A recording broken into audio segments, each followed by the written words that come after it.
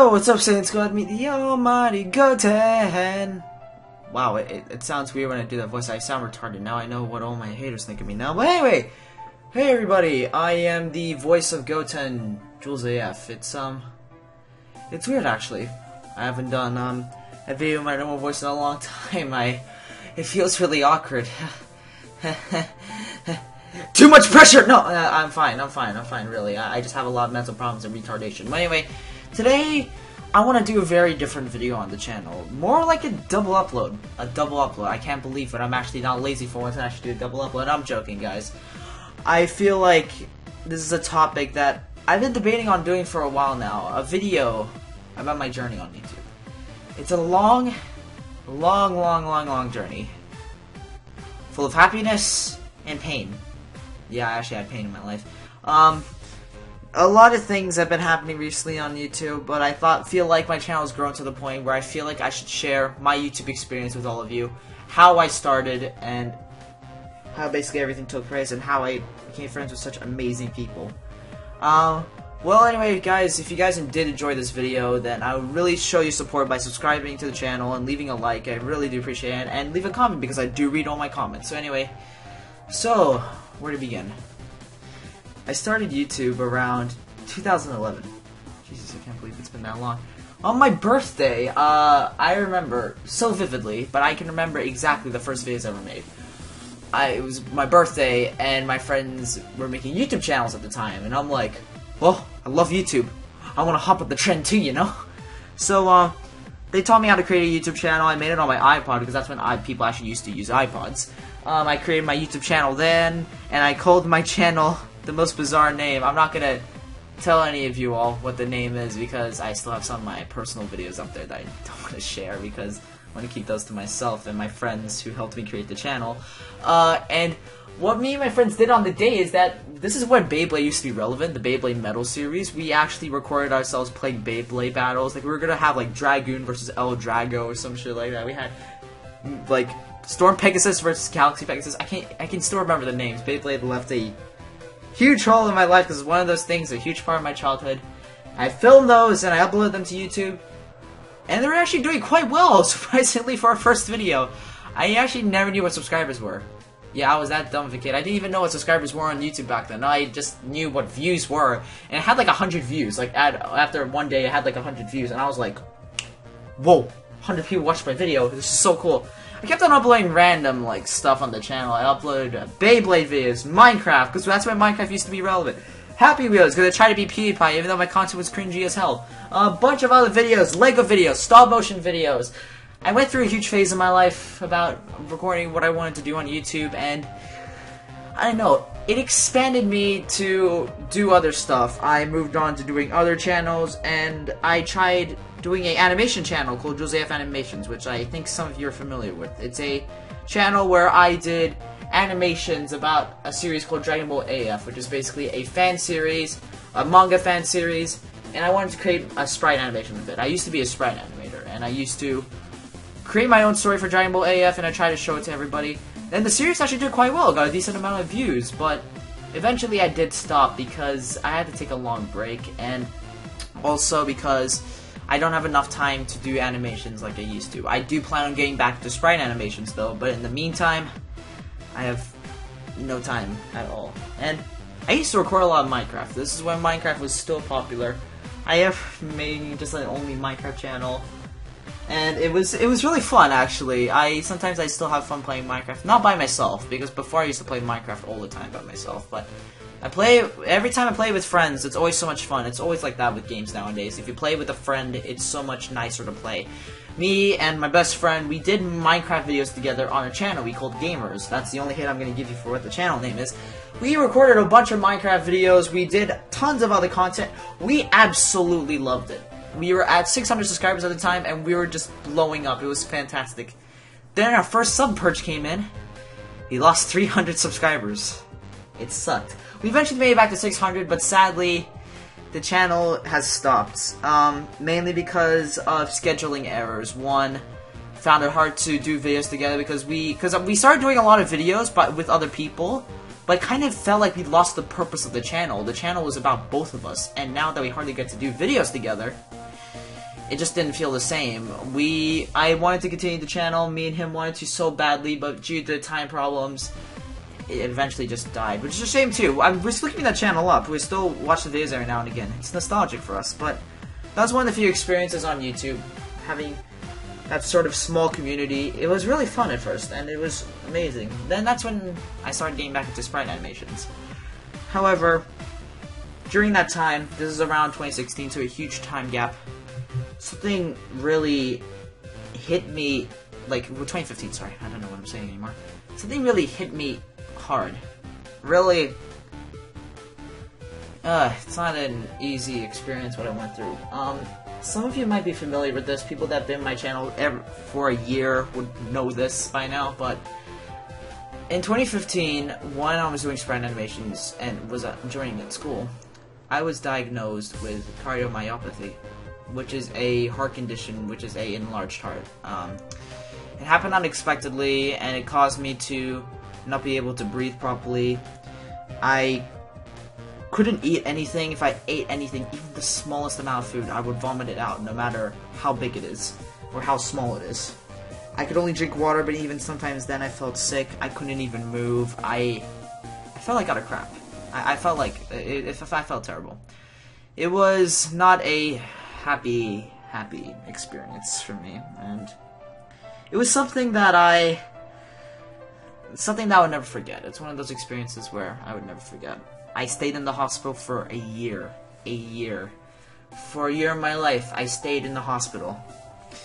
And it really kicked me hard in the feels because and here's the thing as well.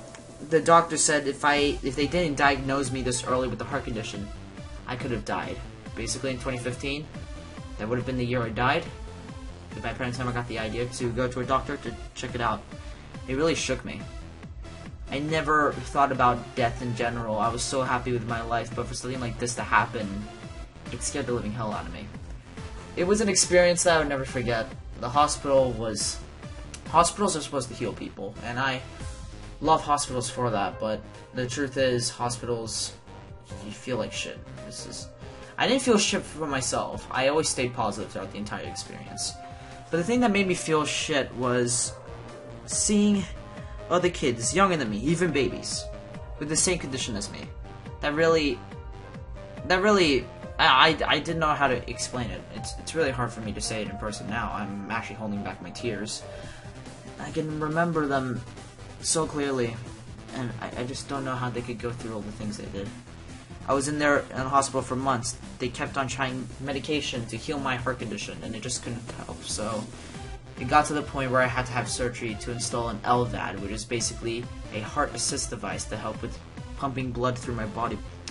Which was ironic for me that I had to have surgery because I remember I used to be a huge fan of the game Surgeon Simulator, and the surgery I was the best at was a heart transplant.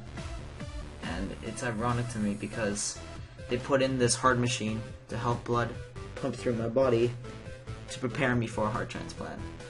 It only hit me recently how ironic that was, and I couldn't believe it myself. The thought of surgery never occurred to me.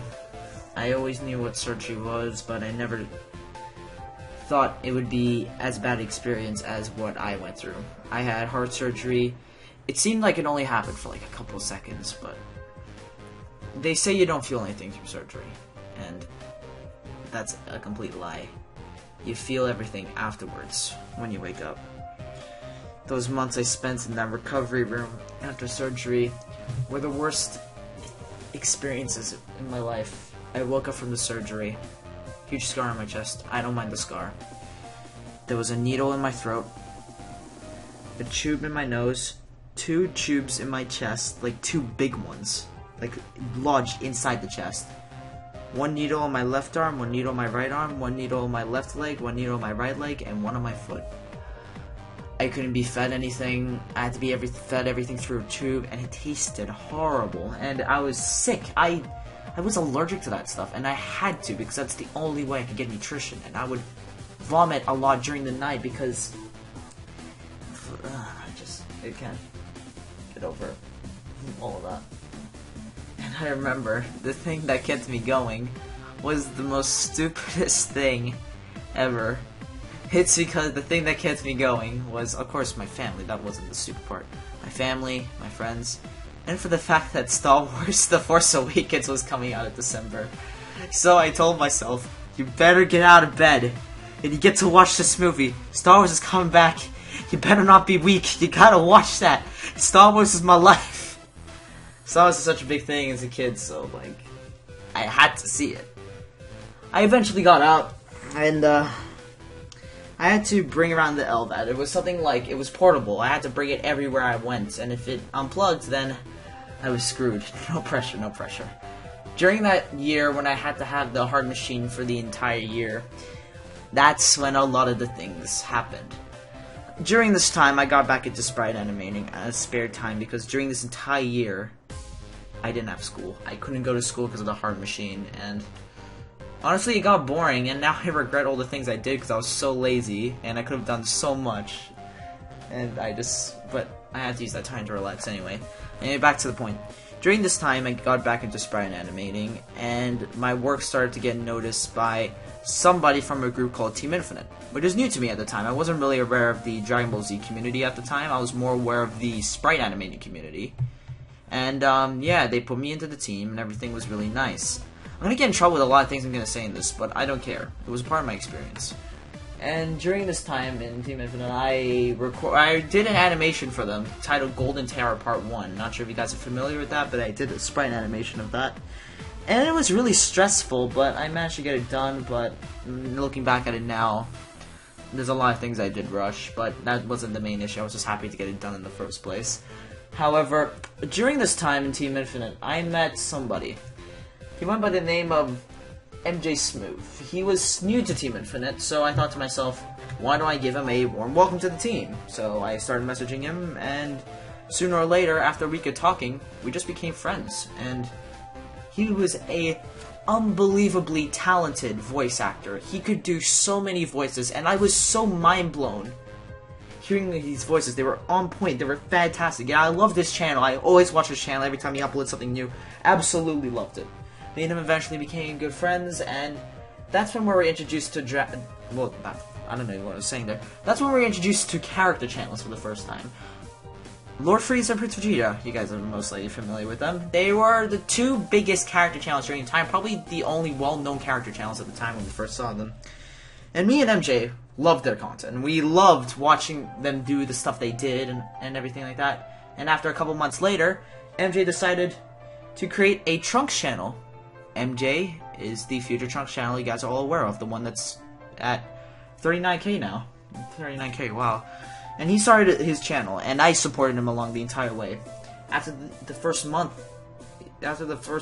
he gained 1k subscribers. I was unbelievably happy for him. It was fantastic. I loved seeing my friend grow so fast, and it was unbelievable. I was so proud of him.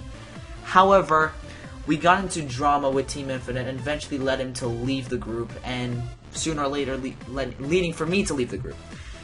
And MJ was growing like wildfire and everything, and I was unbelievably proud of him. But it got to the point where he kept on telling me, why don't you try and create a character channel? The thought never occurred to me at the time. So I thought to myself, you know what?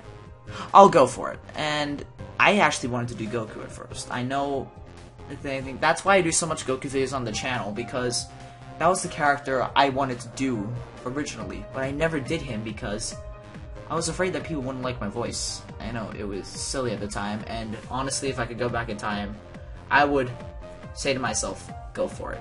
You should never be afraid to try and get your voice out there, no matter what. That's a tip I can give to all of you.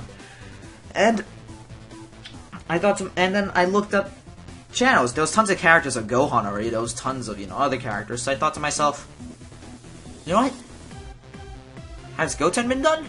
I looked up Goten. Hardly any Goten channels. So I'm like, I'm going for it. I'm going in. I create the channel. And I was familiar with Photoshop because during the time when I was in hospital, I played around with Photoshop and learned quite a few things. That's why my art at the first part of my channel was good. And I started the channel around September last year. Can't believe it's been a year already. Made it in September.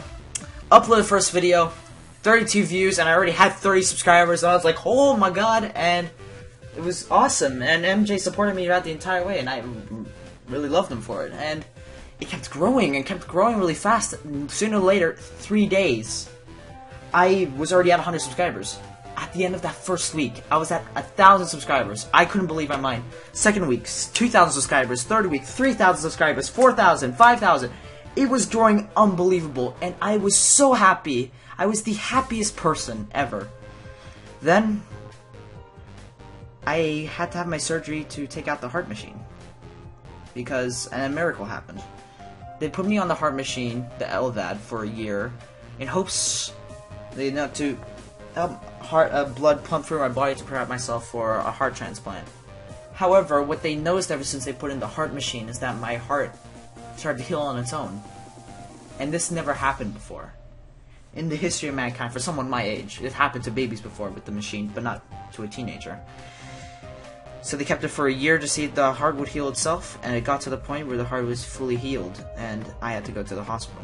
I went to the hospital, I had surgery, and I didn't upload for an entire month. It pained me because I was super enjoying YouTube during the time, and I met so many good friends, and it's unbelievable. I got out of the surgery, I was all better, and I got back to doing YouTube. I was finally all better, and I could do the content I've always wanted to do, and I could go back to being normal again. After a year of hell, I became normal again, and something I'm very grateful for. Going back to school, seeing all my friends again. Yeah, I'm gonna cry. I have a tear in my eye right now. And that's my YouTube story. I started the Goten channel, and that's where it took me. I've met so many people in this journey. I want to thank everyone that put me to where I am today.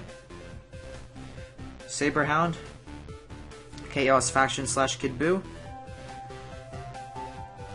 Randy, also known as Zusi, Ethan / Bardock, Boruto / Gohan, Bulma.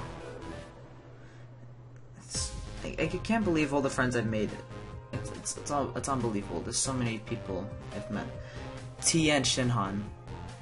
He was the TN YouTuber, and he deleted his channel. And I miss him every day. Look, bro, if you're watching this, we all miss you, man.